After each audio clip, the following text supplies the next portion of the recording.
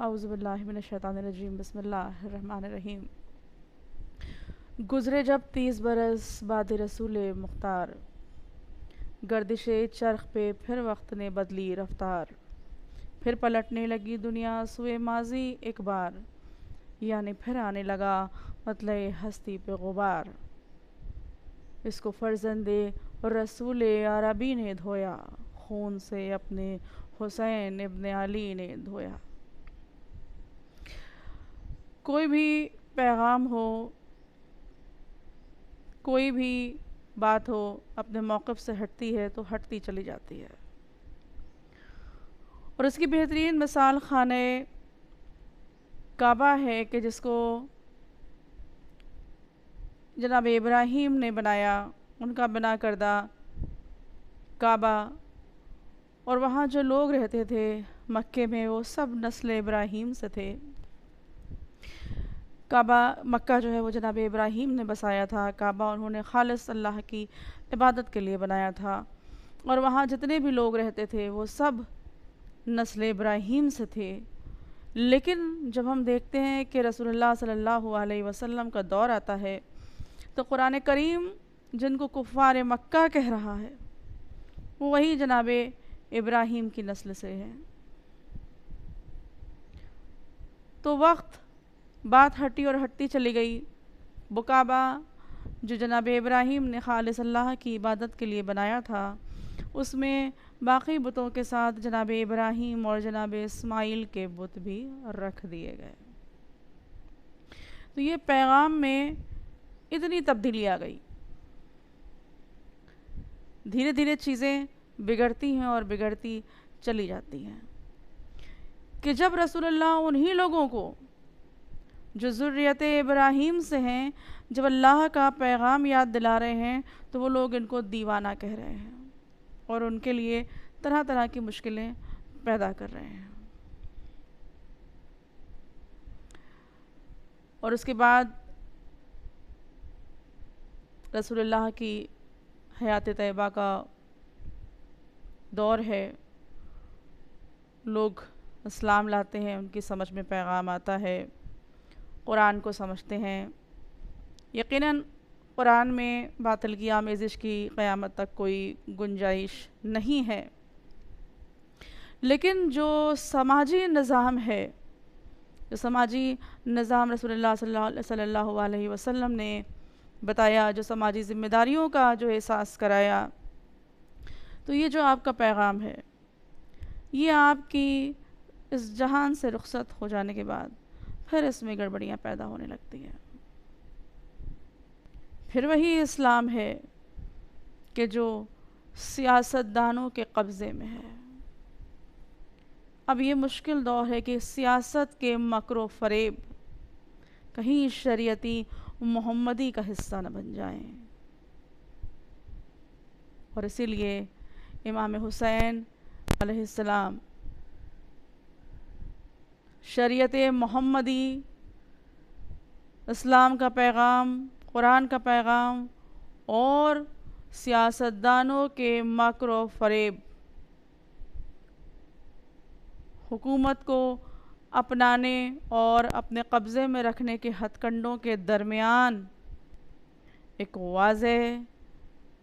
لکیر کھینچنے کے لیے فرق، اس کا جو درمیانی فرق ہے اس کو واضح کرنے کے لیے آپ یزید کی بیعت کا انکار کرتے ہیں اور مدینے سے مکہ تشریف لے آتی ہیں اور مکے سے کوفے کی طرف کوچ کرتے ہیں۔ لیکن جو سیاست دان ہیں، جو حکومت جن کے اختیار میں آ جاتی ہے، اقتدار جن کو حاصل ہو جاتا ہے، پاور جن کو حاصل ہو جاتی ہے، وہ اپنی طاقت کے آگے کسی کو کچھ نہیں سمجھتے، اور وہ چاہتے ہیں کہ وہ ہر چیز کو دبا لیں گے، کچل دیں گے، کیونکہ طاقت جو ہے وہ ان کے پاس ہے۔ اور اس کے بعد کربلا کا واقعہ ہوتا ہے، امام علی مقام اور ان کے اصحاب کو ظلم و ستم کے ساتھ شہید کیا جاتا ہے، اور اس شہادت کے بعد ان کی شہادت کے پیغام اور اس کے مقصد کو کچلنے کی بھی کوشش کی جاتی ہے کہ مقصد حسینی کو پامال کر دیا جائے، جس طرح جسد حسینی کو پامال کیا گیا۔ تنی اطہر امام حسین علیہ السلام کا ہم سب جانتے ہیں کہ گھوڑوں سے کربلا کے میدان میں گھوڑوں کی ٹاپوں سے پامال کر دیا گیا تھا۔ اب کوشش ہے کہ مقصد حسینی کو بھی پامال کر دیا جائے۔ اب یہ ذمہ داری ہے جناب زینب کی، یہ ذمہ داری ہے علی ابن الحسین کی کہ اس پیغام کو باقی رکھیں اور اس کو عوام تک پہنچائیں، لوگوں کو بتائیں کہ یہ پیغام کیا ہے، کیوں بیعت نہیں کی فرزند رسول نے، کیوں شہادت قبول کی، کیوں بھوکا اور پیاسا رہ جانا قبول کیا، کیوں اپنی اولادوں کے لاشیں اٹھانا قبول کیا، لیکن ظالم کی بیعت قبول نہیں کی۔ جب یہ قافلہ ابن زیاد کے دربار میں جاتا ہے، دیکھیے اب یہاں آئیڈیالوجی جو ہے کہ کون یہ جو اپنے آپ کو اسلامی حکومت کی اتھارٹی بتا رہے ہیں اور ان کی آئیڈیالوجی کیا ہے۔ یہ ابن زیاد کے دربار میں جو علی ابن الحسین اور جناب زینب سے جو کنورسیشن ہوتا ہے ابن زیاد کا، وہ اس بات کو بالکل واضح کرتا ہے اور تاریخ میں درج ہے یہ کنورسیشن، جو چاہے اس کا مطالعہ کر سکتا ہے کہ جب ایک تو واقعہ یہ بھی ہے اس کی بدذاتی کا کہ جب امام سر حسین اس کے سامنے لایا گیا تو اس نے چھڑی سے جو ہے وہ ان کے دہن مبارک کے اوپر جو ہے وہ چھڑی سے وار کیا، مسکرایا، تو وہاں پر ایک صحابی رسول جو کہ بہت ضعیف ہو چکے تھے، زید بن ارقم، انہوں نے فوراً اس کو منع کیا، انہوں نے اس کے اٹھ کے کہا فوراً کہ قسم خدا کی میں نے رسول کو کئی بار ان ہونٹوں کو چومتے ہوئے دیکھا ہے، اپنی چھڑی ہٹا لے یہاں سے۔ تو یہ کہہ کر وہ رونے لگے تو ابن زیاد کہتا ہے کہ کیا اللہ کی فتح نے تم کو رلا دیا؟ یہ اس کی آئیڈیالوجی کو بیان کرتے ہیں اور وہ وہاں سے روتے ہوئے چلے جاتے ہیں زید بن ارقم، اور اس کے بعد اہل حرم جو ہے وہ داخل ہوتے ہیں ابن زیاد کے محل میں، اور ابن زیاد پوچھتا ہے کہ یہ عورت کون ہے، جناب زینب کی طرف مخاطب ہو کر۔ آپ خاموش رہتی ہیں، وہ اپنا سوال دہراتا ہے، تو دربار میں سے کوئی کہتا ہے کہ یہ رسول اللہ صلی اللہ علیہ وسلم کی بیٹی کی بیٹی ہے۔ تو ابن زیاد کہتا ہے کہ اللہ نے حمد اس خدا کی۔ اب دیکھیے کیسا بذات انسان ہے، کہہ رہا ہے کہ حمد اس خدا کی کہ جس نے تم لوگوں کو رسوا کیا، اور سلام ہو جناب زینب پر کہ آپ جواب دیتی ہیں کہ حمد اس خدا کی جس نے ہمیں محمد کے گھرانے میں پیدا کیا اور ہم کو گناہوں سے پاک رکھا، اور بے شک وہ گنہگاروں کو رسوا کرتا ہے۔ ابن زیاد کو غصہ آتا ہے اور وہ پوچھتا ہے کہ اپنے گھر والوں کے بارے میں جو ان کا قتل ہوا تمہارا کیا خیال ہے؟ آپ جواب دیتی ہیں کہ میں نے تو اچھا ہی دیکھا، وہ بہادری سے لڑے اور شہید ہوئے، اور ایک دن اللہ تم کو اور ہم سب کو اور ان سب کو اکٹھا کرے گا، اور اس دن تم اپنی بات اللہ سے کہنا۔ ابن زیاد کو ایک عورت،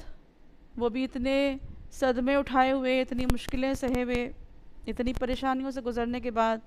اس کو امید نہیں تھی کہ اس کو اس طرح کا جواب ملے گا۔ وہ مزید آپ کو اذیت دینے کے لیے کہتا ہے کہ اللہ نے تمہارے گھر کے سرکش لوگوں کو قتل کیا اور میری روح کو ٹھنڈک پہنچائی۔ اس جملے سے آپ کو بہت اذیت ہوتی ہے اور آپ کے آنسو نکلنے لگتے ہیں، لیکن اس کے باوجود آپ جواب دیتی ہیں کہ تم نے